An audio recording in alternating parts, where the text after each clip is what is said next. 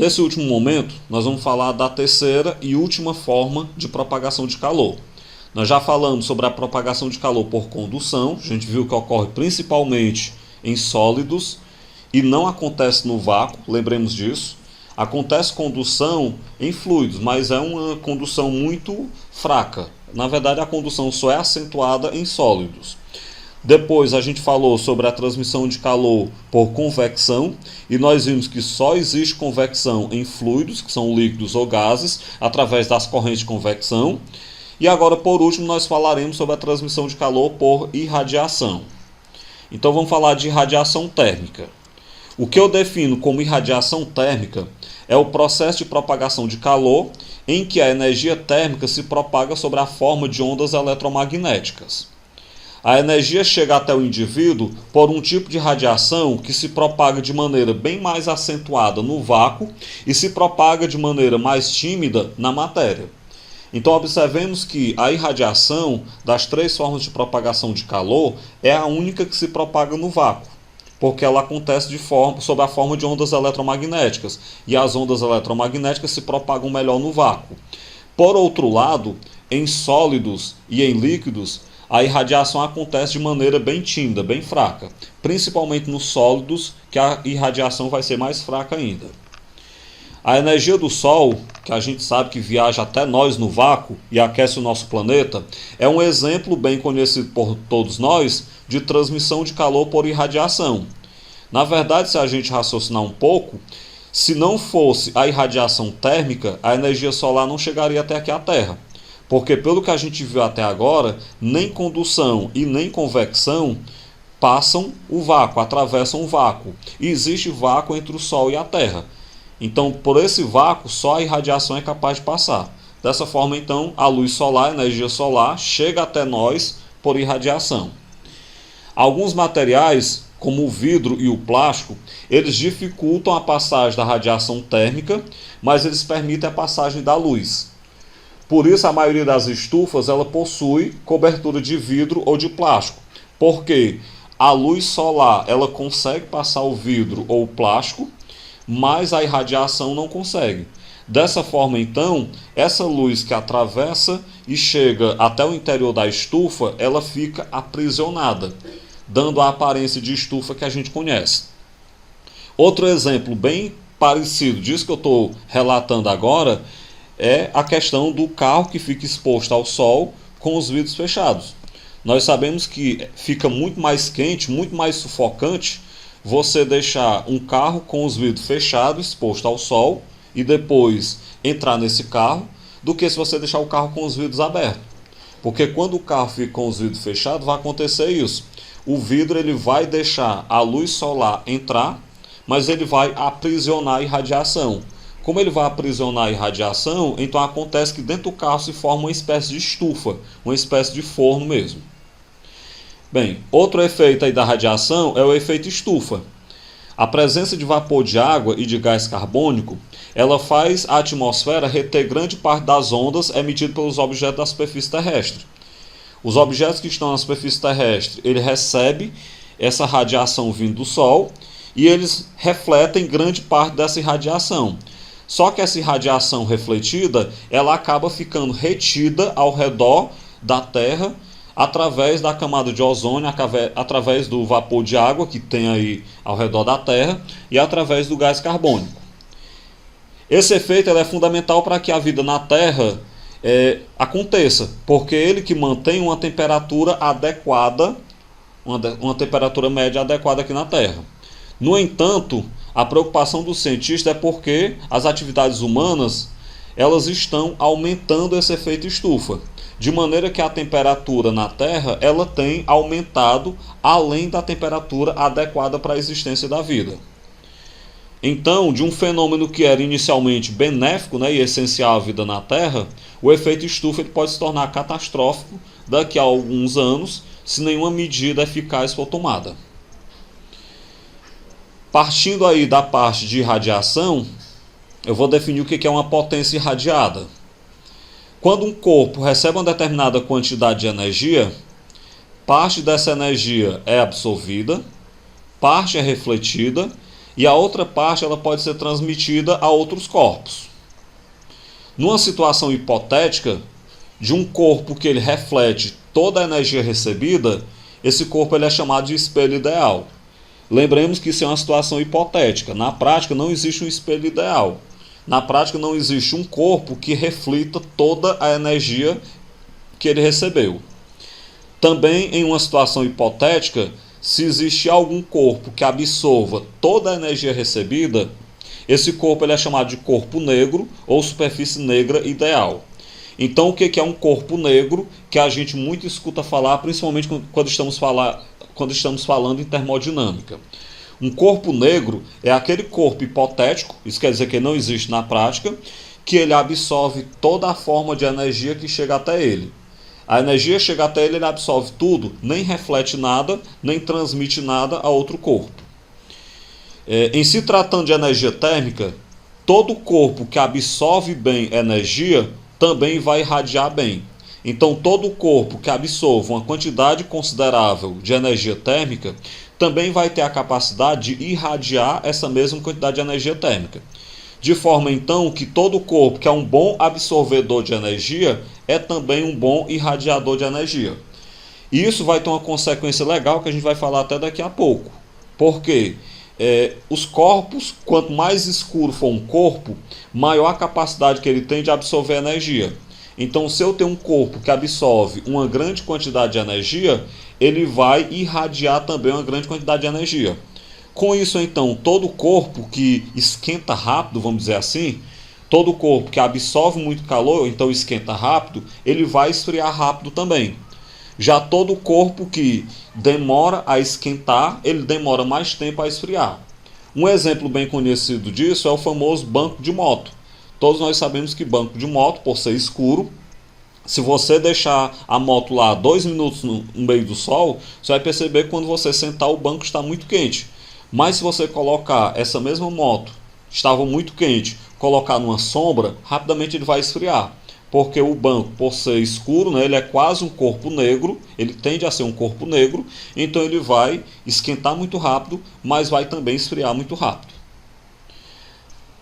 A lei de Kirchhoff, ela estabelece que o poder emissivo, que eu vou chamar de E, ou capacidade para emitir energia de um corpo, é a razão entre a potência irradiada, que eu vou chamar de P, e sua área.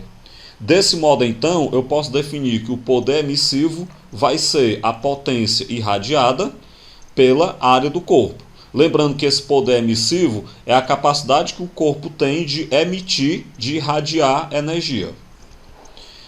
O poder emissivo ele é medido em watts por metro quadrado no sistema internacional, isso porque a potência é em watts e a área é em metros quadrados, ou se você estiver trabalhando com unidades não oficiais, ele é medido em calorias por segundo vezes centímetros quadrados. Por outro lado, a lei de Stefan Boltzmann, ela estabelece que, pela lei de Stefan Boltzmann, nós vamos ter essa expressãozinha legal aí, onde o poder emissivo, que eu vou chamar de E, vai ser esse E, daqui a pouco o E é a constante de emissividade do corpo, essa constante de emissividade do corpo, o E minúsculo que eu estou me referindo, ela varia de corpo para corpo. Quando nós temos um corpo tendendo a um espelho ideal, o E tende a 0, porque nós vamos ter uma emissividade menor. E quando um corpo tender a um corpo negro, o E tende a 1, então nós vamos ter uma emissividade maior. Na prática, esse E minúsculo, que é a constante de emissividade do corpo, ele vai variar entre 0 e 1. Além disso, nós vamos ter o sigma, que é essa letrinha grega meio enrolada aí. Ela é chamada de constante de Boltzmann e ela vale aproximadamente 5,67 vezes 10 elevado a menos 8 watts por metro quadrado vezes Kelvin elevado à quarta.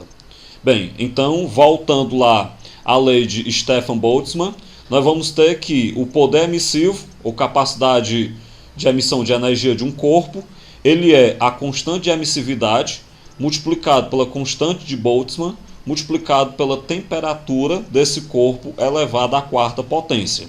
E aí um detalhe importante que a gente deve perceber. Na lei de Stefan Boltzmann, a temperatura tem que estar em Kelvin. Então, se você pegar uma questão que vai ter que usar a lei de Stefan Boltzmann, Você vai ter que pegar a temperatura, se ela não tiver em Kelvin, você vai ter que primeiro transformar para Kelvin, para depois aplicar nessa fórmula anterior. Sabendo que o poder emissivo é a potência irradiada dividido pela área, e que, por outro lado, pela lei de Stefan Boltzmann, o poder emissivo é a constante de emissividade multiplicado pela constante de Boltzmann, multiplicado pela temperatura à quarta, se eu substituir essa segunda fórmula na primeira e fizer produto dos meios pelos extremos, nós vamos chegar na fórmula da potência irradiada, que é a potência com que um corpo irradia calor. A gente vai ter então que a potência irradiada ela vai ser a constante de emissividade do corpo, multiplicado pela constante de Boltzmann, multiplicado pela temperatura em Kelvin, lembrando, elevado à quarta potência, multiplicado pela área. Bem, caso a temperatura do corpo e a temperatura do ambiente sejam diferentes, a relação da potência irradiada, que na verdade é a fórmula de Stefan Boltzmann, ela vai ficar dessa forma. Observem que eu só troquei aí na fórmula a temperatura à quarta pela temperatura ambiente, o TA é a temperatura ambiente, eu só troquei a temperatura à quarta por temperatura ambiente à quarta menos temperatura à quarta. De forma então que quando eu tenho um corpo com temperatura diferente da temperatura ambiente, a potência irradiada por esse corpo ela vai ficar a constante de emissividade, multiplicado pela constante de Boltzmann, multiplicado pela área do corpo, multiplicado entre parênteses pela temperatura ambiente à quarta, menos a temperatura desse corpo à quarta potência. Aí eu trago um quinto exemplo para nós vermos onde é que se aplicam essas fórmulas que nós falamos agora há pouco. Dois blocos de pedra exatamente iguais foram pintados, um de branco e outro de preto.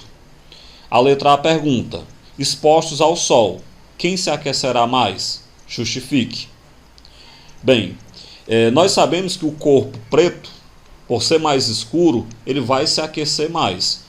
O corpo branco, como ele vai refletir muito da irradiação que está chegando até ele demora mais a aquecer. Então quem se aquece mais é o corpo preto. A letra B. Após exposição a uma temperatura de 90 graus Celsius, quem esfriará mais rápido? Justifique. Lembremos do que eu falei. Eu disse que todo corpo que absorve bem, ele também irradia igualmente bem. O corpo escuro, o corpo preto, ele vai absorver bem o calor. Como ele vai absorver bem, ele também vai ter uma enorme capacidade de se resfriar. Portanto, o corpo preto se esfria mais rápido. O sexto exemplo.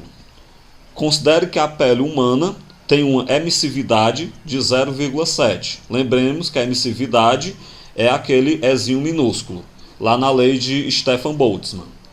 E a área aproximada de 2 metros quadrados. Suponha que uma pessoa com temperatura média de 36 graus Celsius toma sol na praia com 70% do corpo exposto a uma temperatura ambiente de 40 graus Celsius. Determine, na letra A, o poder emissivo da pele. Para a gente falar do poder emissivo da pele, nós vamos ter que inicialmente transformar a temperatura da pele, que era 36 graus Celsius, em Kelvin. Eu disse que na lei de Stefan Boltzmann, que é a que nós vamos utilizar, eu não posso utilizar uma temperatura que não seja em Kelvin. Transformando, que é só somar 273, a gente percebe que 36 graus Celsius é 309 Kelvin.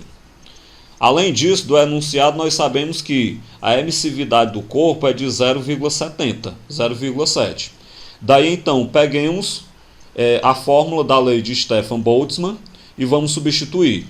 Desse modo, então, o poder emissivo vai ficar 0,7, que é a emissividade, multiplicado pela constante de Stefan Boltzmann, que é 5,67 vezes 10 elevado a menos 8, multiplicado pela temperatura, que é 309 Kelvin, elevado à quarta potência. Quando eu pegar 0,7 multiplicado por 5,67, vai dar 3,969. Repete o 10 elevado a menos 8. E quando eu pegar 309 elevado à quarta potência, vai dar 9.116.621.361. Esse valor multiplicado por 3,969, ele vai me dar então 36.183.870.181,809. Tudo isso multiplicado por 10 elevado a menos 8. Esse produto pelo 10 elevado a menos 8, é só então agora eu pegar a vírgula e deslocar 8 casas para a esquerda. Quando eu deslocar a vírgula 8 casas para a esquerda, ela vai ficar então entre o 1 e o 8. De modo então que nós vamos ter aí uma emissividade de aproximadamente 361,8 watts por metro quadrado. Era então isso que pedia a letra A. A letra B. A potência que a pele irradia para o ambiente. Ainda pegando aí a lei de Stefan Boltzmann, dá para a gente calcular a potência irradiada. Mas antes disso, vamos lembrar que a temperatura ambiente era de 40 graus Celsius. Quando eu passar para Kelvin, vai dar 313 Kelvin. E lembremos que a área do corpo era de 2 metros quadrados. Daí então, quando eu tenho, na nossa última fórmula, a gente viu que quando a gente tem a temperatura ambiente diferente da temperatura do corpo, que é esse caso, a temperatura ambiente é 40 graus Celsius e a temperatura do corpo é de 36 graus Celsius, quando eu tenho essa diferença de temperaturas, você tem que pegar a fórmula da irradiância, da potência irradiada, tem que pegar a fórmula adaptada, que é essa que está aí na tela. Então a potência irradiada, ela vai ser a emissividade do corpo multiplicado pela constante de Boltzmann, multiplicado pela área, isso multiplicado pela temperatura ambiente, a quarta, menos a temperatura do corpo, a quarta, tudo isso entre parênteses. Substituindo os valores, a emissividade do corpo é 0,7, a constante de Boltzmann é 5,67 vezes 10 a menos 8, a área do corpo é 2, a temperatura ambiente é 313 a quarta, Kelvin, né? E a temperatura do corpo 309 a quarta. Resolvendo isso, eu primeiro multipliquei 0,7 por 5,67, deu 7,938, repetiu vezes 10 elevado a menos 8. Esse 7,938 ele está multiplicado também pelo 2, que é a área do corpo. Então, na verdade, ele é o resultado de 0,7 multiplicado por 5,67 multiplicado por 2. Quando eu pego 313 elevado à quarta menos 309 elevado à quarta, resolvo esses valores, utilizo uma calculadora, porque dá cálculo aí muito grande. Quando vocês calcularem as duas potências que subtraírem, vai dar 481.303.600. Esse valor multiplicado pelo 7,938 vai me dar então 3.820.587.976,8. Tudo isso vezes o 10 elevado a menos 8. E agora a parte final. Pego o 10 elevado a menos 8, desloco a vírgula 8 casas para a esquerda. Essa vírgula então ela vai ficar entre o 8 e o 2 e nós vamos ter uma potência irradiada pela pele dessa pessoa de 38,2 watts de energia que ela irradia. Bem, a potência ela é positiva porque a pessoa está recebendo calor do ambiente. No caso de o corpo estar perdendo calor para o ambiente, por irradiação, a potência irradiada daria negativa. A letra C, a energia irradiada pela pele durante um intervalo de 1 hora. Considerando que a energia é emitida por uma fonte, ela é dada pelo produto da potência irradiada pelo tempo. Bem, inicialmente nós temos que lembrar que 1 hora são 3.600 segundos. Além disso, a questão me diz que a energia vai ser o produto da potência irradiada pelo tempo. A potência irradiada é a resposta da letra B, é 38,2. E o tempo, 3.600 segundos. Multiplicando, então, nós teremos aí 137.520 joules. Então, se eu quiser o resultado em valor oficial, 137.520 joules. Agora, se eu quiser colocar em caloria, lembremos que uma caloria é aproximadamente 419 joules. Então, pega 137.520, divide por 4,19 e nós vamos ter então a energia de 32.821 calorias aproximadamente. Essa então é a quantidade de calor que o corpo transfere para o ambiente que o corpo acaba irradiando durante um intervalo de tempo de 1 hora. Bem, dessa forma então a gente finaliza todo o conteúdo da parte de propagação de calor. Vimos aí as 3 formas de propagação de calor. Logo em seguida a gente faz uma atividade para fazer o encerramento desse assunto.